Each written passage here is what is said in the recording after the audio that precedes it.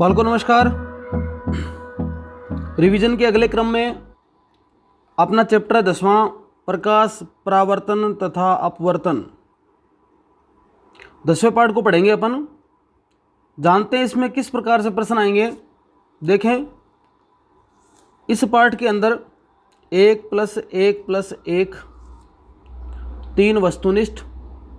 अब देखिए, वस्तुनिष्ठ के अंदर दो प्रकार के प्रश्न मिलेंगे आपको। वस्तुनिष्ठ के अंदर एबेसद भी आएंगे और वस्तुनिष्ठ में रिक्त स्थान भी आएंगे। एक आपको प्रश्न मिलेगा यहाँ पर 2 नंबर का और एक प्रश्न मिलेगा 4 नंबर का, जो कि 1+2+1 में बटा होगा। मतलब इस पार्ट में से अपने को 1 2 3 4 5 6 प्रश्न ऐसे ढूंढने हैं जो कि 1-1 नंबर वाले आने वाले हैं, और 2 प्रश्न ऐसे ढूंढने हैं जो 2-2 नंबर वाले आने वाले हैं। इस प्रकार से इस पार्ट का समीकरण रहेगा। देखें, शुरुआत करते हैं। प्रकाश परावर्तन तथा अपवर्तन। सबसे पहले आपने कई घटनाएं देखी होंगी। दर्पण का प्रतिबिंब बनना, तारों का टिमटिमाना।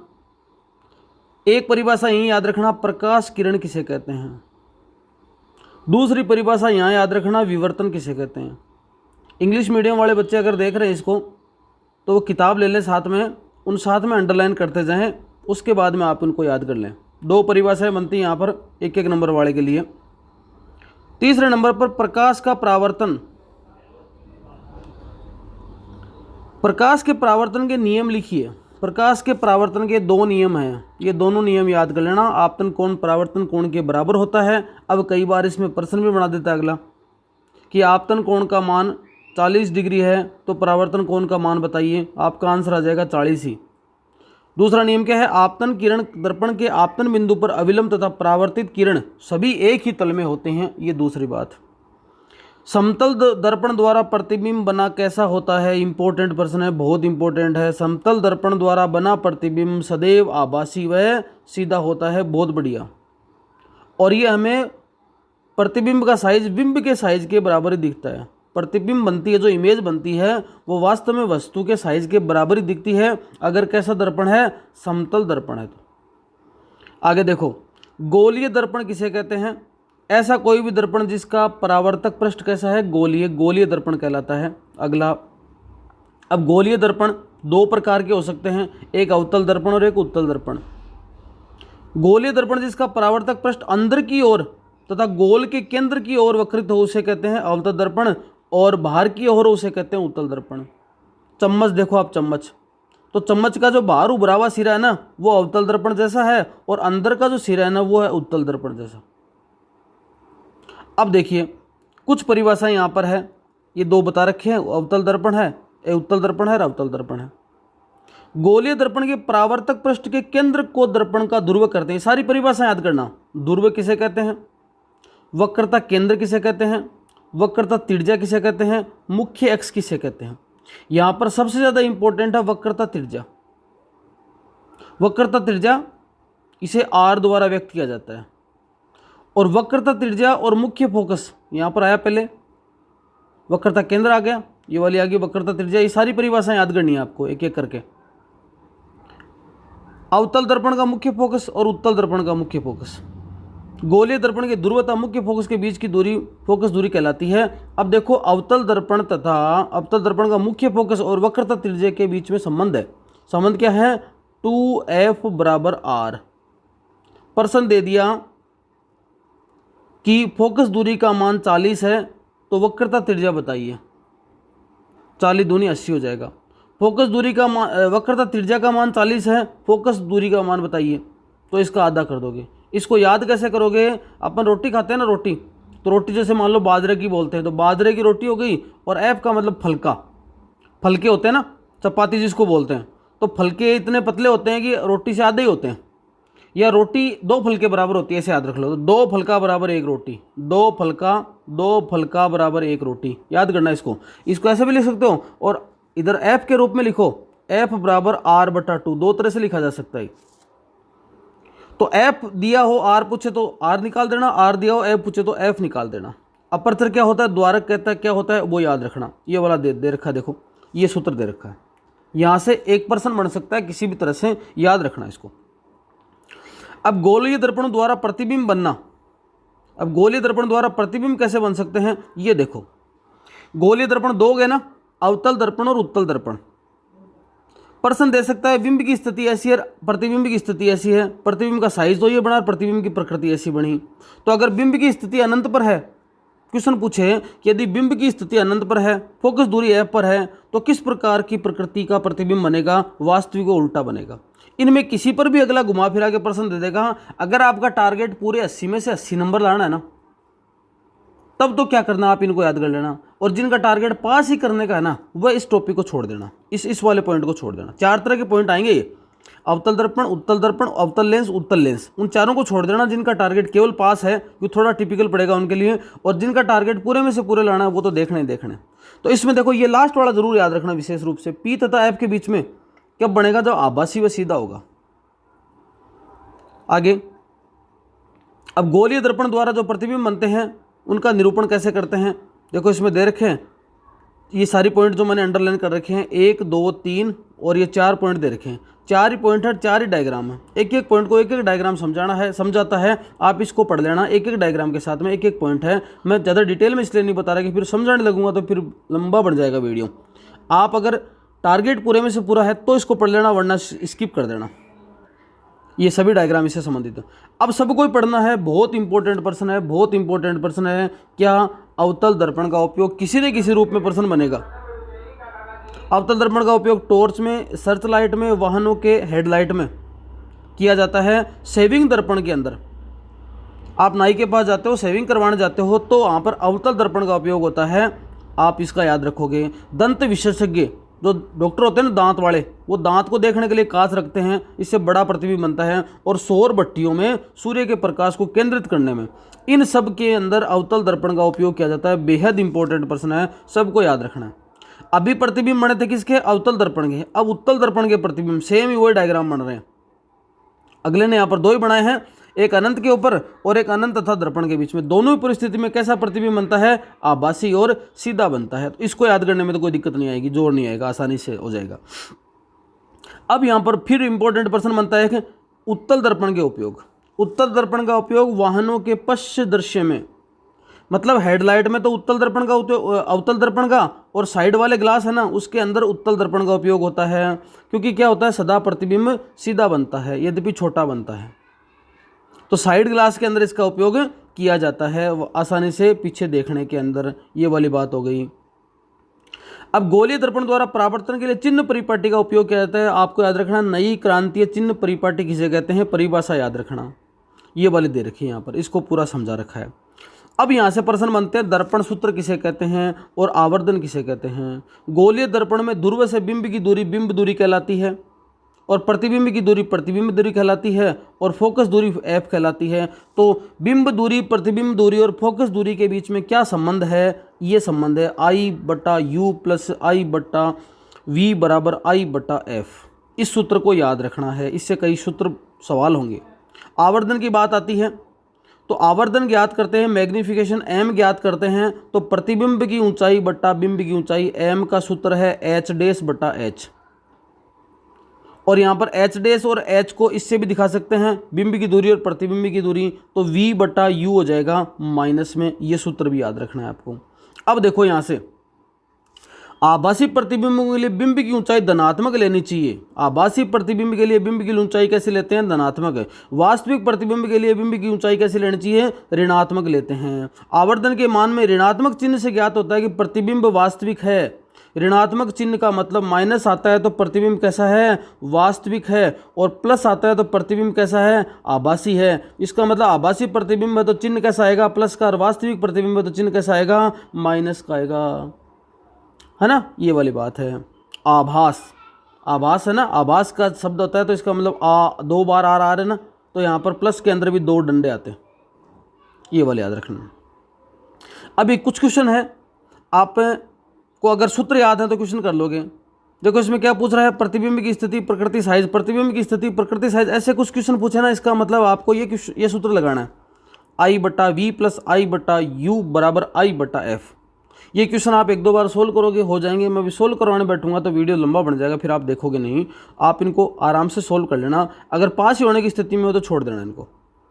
फिर ये दूसरा प्रश्न है, ये भी प्रकृति, प्रतिबिंब की प्रकृति साइज ज्ञात कीजिए। तो यही वाला सूत्र काम करने हैं। प्रतिबिंब की प्रकृति साइज इस प्रकार से आता है, तो आपको याद रखना है। अब इतनी देर तक पढ़ रहे थे प्रकाश का परावर्तन, गोलीय दर्पण पढ़ा। अब आपको पढ़ना है प्रकाश का अपवर्तन। अपवर्तन के उदाहरण आप देख सकते हो। पानी से भरे किसी टैंक या पोखर के अंदर तली उठी हुई प्रतीत होना। अपन किसी कांच के स्लेब के ऊपर कोई चीज़ रखते हैं तो अपने को उठी हुई प्रतीत होती है। कांच के बर्तन में रखे पानी, पेंसिल आंशिक रूप से टेढ़ी प्रतीत होना।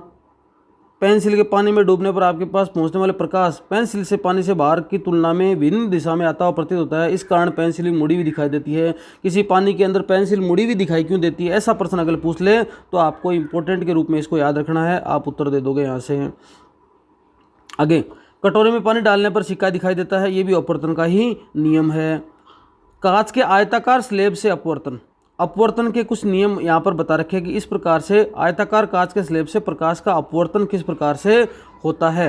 तो इसको आपको इस चित्र को याद करना है। ये थ्योरी है, उसको थोड़ा सा रीडिंग मारोगे चित्र याद हो जाएगा। ये कि किस प्रकार से कोई चीज़ सीधी आ रही थी, लेकिन कांच पे जैसे ही टकराती है वायु में आ रही है, जैसे कांच में टकराती है वो क्या हो जाती है, टेढ़ी हो जाती है। इसमें कारण क्या बनता है वो सारा का सारा आपको इसको पढ़ लेना है। अब ऊपर आपने पढ़ा था अपवर्तन की बातें आती है, तो यहाँ पर अपवर्तन से संबंधित नियम पढ़ दें। ऊपर परावर्तन के नियम पढ़े थे, है ना। इस प्रकार से यहाँ पर अपवर्तन के नियम ही हो गए। आपतित किरण वाला हो गया और प्रकाश के ये वाला हो गया। यहीं पर आता है स्नेल के अपवर्तन का नियम। क्वेश्चन पूछा जाता है स्नेल के अपवर्तन का नियम बताइए, तो यहाँ पर आ जाएगा साइन आई बटा साइन आर बराबर स्थिरांक। इसको बोलते हैं अपवर्तनांक। इस अपवर्तनांक का मान क्या है ये बताना है आपको।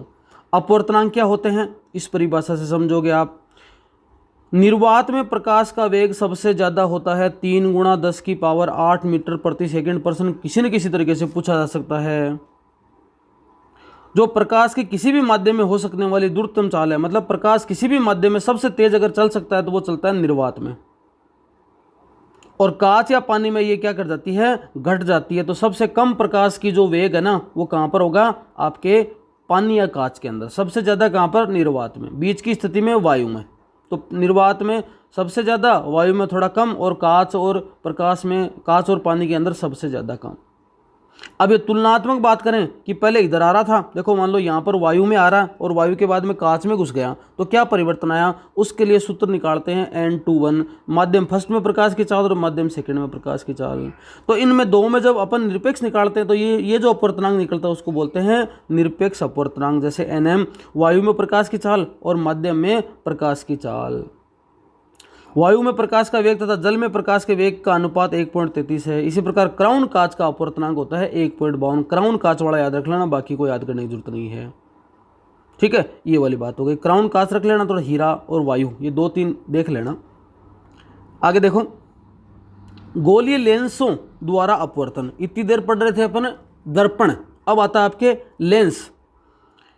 लेंस का मतलब क्या, दो पृष्ठों से घिरा हुआ कोई पारदर्शी माध्यम जिसका एक या दोनों पृष्ठ क्या होते हैं, गोलीय होता है, क्या कहलाता है, लेंस कहलाता है। अगर किसी लेंस में बाहर की ओर उभरे 2 गोलीय पृष्ठ हों तो ऐसे लेंसों को क्या कहते हैं, द्विउत्तल लेंस। इसे केवल उत्तल लेंस भी कहा जाता है। द्विउत्तल लेंस को क्या कहते हैं, उत्तल लेंस। और उत्तल लेंसों को अभिसारी लेंस भी कहते हैं, क्योंकि इस प्रकार के द्विउत्तल लेंस की ओर वक्रित दोनों गोलीय पृष्ठों से घिरा होता है। ये बीच की अपेक्षा किनारों से क्या होता है, मोटा होता है। ऐसी स्थिति आती है, ये वाली स्थिति होगी। इसको क्या बोला गया, द्विउत्तल लेंस या अभिसारी लेंस ये बोला जाता है। ठीक है, और द्विअवतल लेंस प्राय अवतल लेंस भी होते हैं। ये वाले लेंस कैसे हो गए, ये हो गए आपके अवतल लेंस की अपसारी प्रक्रिया, उत्तल लेंस की अभिसारी प्रक्रिया। तो अभिसारी लेंस किसको बोलते हैं, उत्तल को, और अवतल को बोलते हैं अपसारी। अप का मतलब अव और उत का मतलब अभी। हाँ, कभी बोलते हैं ना कि कोई, मैं कह रहा हूँ मैं जाऊँगा तो लेट जाऊँगा, तो अभी बोलते हैं ना अभी उठ, अभी चलना है मेरे साथ, अभी उठ। तो अभी उठ की जगह उत याद रख लेना, अभी उत। तो अभी का मतलब अभिसारी और उत का मतलब उत्तल। तो बाकी अपसारी किस में आ जाएगा, वो आ जाएगा आपके अवतल में। ये वाली बात आ गई। अब जैसे अपने सारी बातें पढ़ी थी वैसे वक्रता केंद्र क्या होता है, प्रकाशिक केंद्र क्या होता है, द्वारक क्या होता है, ये अभी लेंस के लिए भी आपको एक एक परिभाषाएं रीडिंग मारनी है, याद करनी है। मुख्य फोकस क्या होता है वो सारी बातें, अवतल लेंस का मुख्य फोकस क्या होता है, फोकस दूरी क्या होती है, वो सारी स्थिति है। अब लेंसों द्वारा प्रतिबिंब बनना, पहले अपन ने क्या पढ़ा था, दर्पण के द्वारा। तो यहाँ पर देखना लेंस के द्वारा प्रतिबिंब बनना, तो ये दे रखा है उत्तल लेंस के द्वारा प्रतिबिंब बनना। अगर बिंब अनंत पर हो, फोकस दूरी f पर हो, तो कैसा प्रतिबिंब बने, यहाँ पर हो, ये वाली स्थिति हो तो कैसा प्रतिबिंब बने। इसमें भी इसको मैन याद रखना है, बाकी तो सब सेम बन रही है, वास्तविक उल्टा यहाँ पर अलग है। मतलब फोकस f1 तथा प्रकाशीय केंद्र O के बीच में हो तो कैसा प्रतिबिंब बनता है, आभासी तथा सीधा प्रतिबिंब बनता है। ये वाली बात याद हो गई आपके। और ये दे रखा है अवतल लेंस के लिए। तो इस प्रकार के जो ग्राफ है ना, ऐसे ऐसे जो चार्ट हैं वो 4 के लिए दे रखे हैं, उत्तल दर्पण, अवतल दर्पण, उत्तल लेंस और अवतल लेंस। तो ऐसे पर्सन प्लस न्यूमेरिकल वाले पर्सन जो केवल पासिंग मार्क्स लाना चाहते हैं, जो केवल पास होने की स्थिति में है, उनमें इनमें माथापच्ची करने की जरूरत नहीं। इसके बजाय किसी और चैप्टर को याद करोगे तो आसान रहेगा, और बाकी जिसका टारगेट पूरे में से पूरा ही, उनको तो कोई चीज छोड़नी नहीं है। सरल है ये भी चीजें, पर पढ़ोगे तो आसानी से क्वेश्चन यहां से बन जाएंगे। अब किरण आरेखों के उपयोग द्वारा लेंसों से प्रतिबिंब बनाना। अब अलग अलग प्रकार की विकिरण या किरण गुजार कर अलग अलग प्रकार के लेंस के कैसे आरेख बन सकते हैं, इसके बारे में कई तरह के उदाहरण दे रखे हैं। एक एक को आप रीडिंग मारोगे, थोड़ा डिटेल में दे रखा है यहाँ पर, एक एक को रीडिंग मारोगे तो सबकी स्थिति आपके पास में क्लियर हो जाएगी। उत्तल लेंस का दे रखा है, अवतल लेंस का दे रखा है, इनमें दे रखा है। इनकी भी गोलीय लेंसों की भी चिन्ह परिपाटी आपको थोड़ी सी याद रखनी है। यहाँ पर वही बात, उत्तल लेंस की फोकस दूरी धनात्मक होती है और अवतल लेंस की फोकस दूरी ऋणात्मक होती है। ये परिपाटी के अंदर बात आएगी। ऐसे अपन ने बात पहले भी पढ़ ली है। अब लेंस का सूत्र आवर्धन क्या होता है?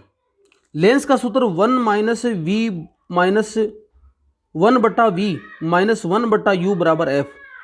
कन्फ्यूज मत होना, देखो बिल्कुल भी कन्फ्यूज कैसे हो गए आप, मुझे पता है कन्फ्यूज। देखो मैं आपको पीछे ले जाऊँ एक बार। कन्फ्यूज आप ऐसे हो गए कि आपने देखो एक चीज़ पहले ये देखी है, क्या देखी है, ये देखा है, ये देखा है। देखो दर्पण का सूत्र 1/v प्लस 1/u बराबर 1/f, प्लस का चिन्ह है यहाँ पर, दर्पण का सूत्र है ये।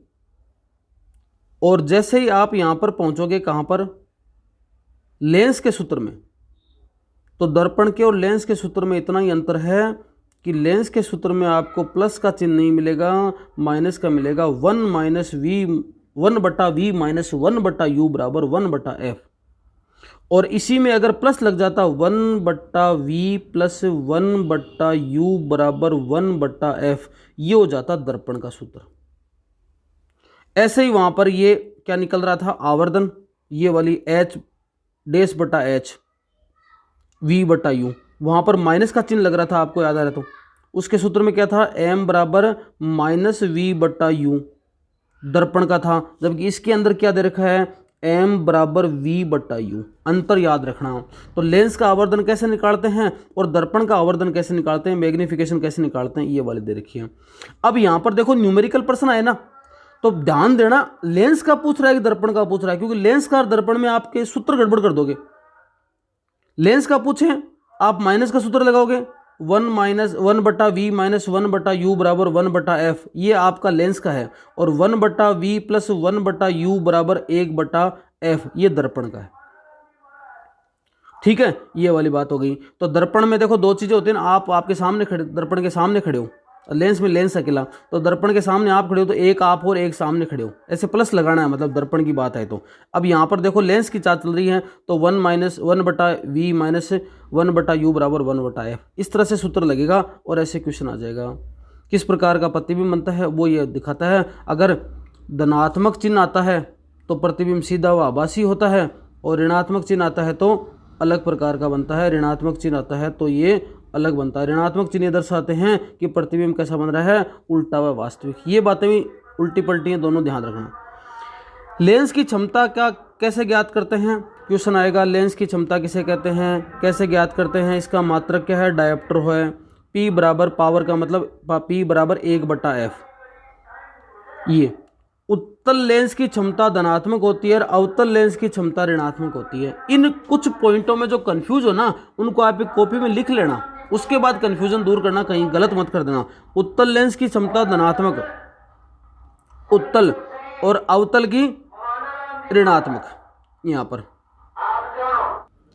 देखो चश्मा बनाने वाले क्या करते हैं, चश्मा बनाने के बाद आपकी आंखें देखने के बाद ऐसा लिखते हैं इसमें +2.0D, प्लस लग गया ना।